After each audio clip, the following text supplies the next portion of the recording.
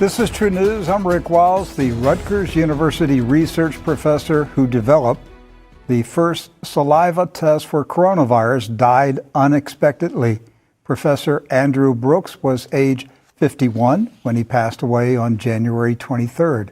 His sister told CNN that the cause of death was a heart attack. Professor Brooks was the chief operating officer and director of technology development at the laboratory that developed the saliva test for COVID-19. The test was approved by the FDA in April 2020 and authorized for at-home use.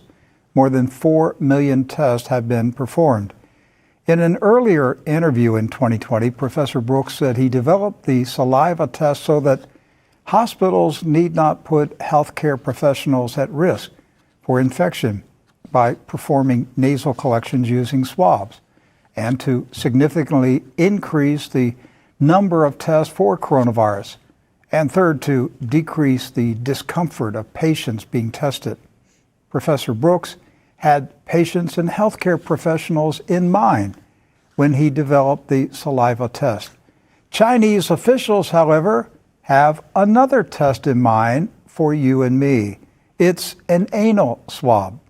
That's right. Chinese doctors allegedly have been swabbing patients' rectums with giant swab sticks.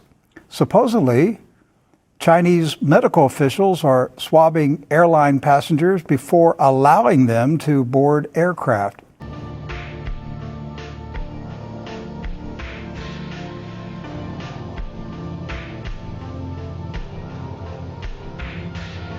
Here is a video from China demonstrating the new COVID test.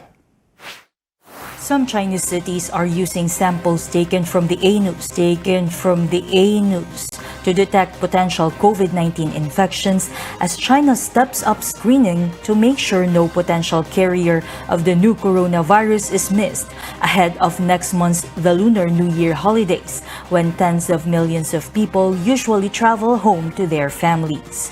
Zhang Wenhong, leader of Shanghai COVID-19 treatment expert team and director of the Department of Infectious Diseases at Huanshan Hospital, Shanghai, said that they are concerned about the recovered patients who tested positive again, infecting others.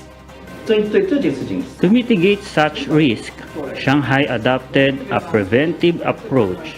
After 2 nucleic acid test results negative, we also conduct anal swab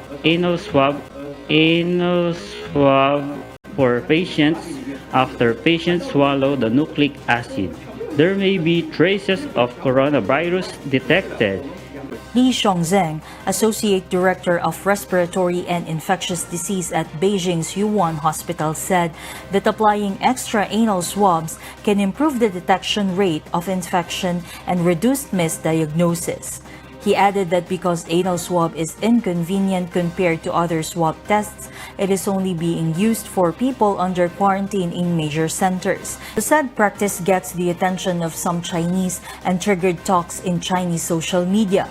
A student who returned from South Korea, who had an anal swab in Beijing, wrote that it is an endless shame, while a student based in Australia mentioned in her blog that she was administered with anal swab and encouraging others to cooperate with medical staff. Iya De Vera, UNTV News and Rescue. We serve the people, we give glory to God. Well, the new Chinese anal swab test has never been live streamed anywhere in the world. As an educational program, Dr. Raymond Burkhart will demonstrate the new Chinese technique on Matt Scow on live video here in the True News studio in Vero Beach, Florida. Edward Zoll will assist Dr. Burkhart, and I will interview Matt as Doc Burkhart performs the Chinese anal swab test. So let's begin the demonstration. I want you to rest assured, Matt, that I've received excellent training in this. Dr. Elam has shown me, this is the doctor that trained me. And so I want... All right. This is for real, folks. China assures its citizens they won't waddle like penguins following corona anal swabs after, quote, fake video goes viral. This is the the B-roll we have, in the same breath they claimed that there won't be any discomfort. That was the official statement. These are people that got the anal swab and they're coming through the airport. Kids. Penguins. But China says it's fake. But why are they walking like that?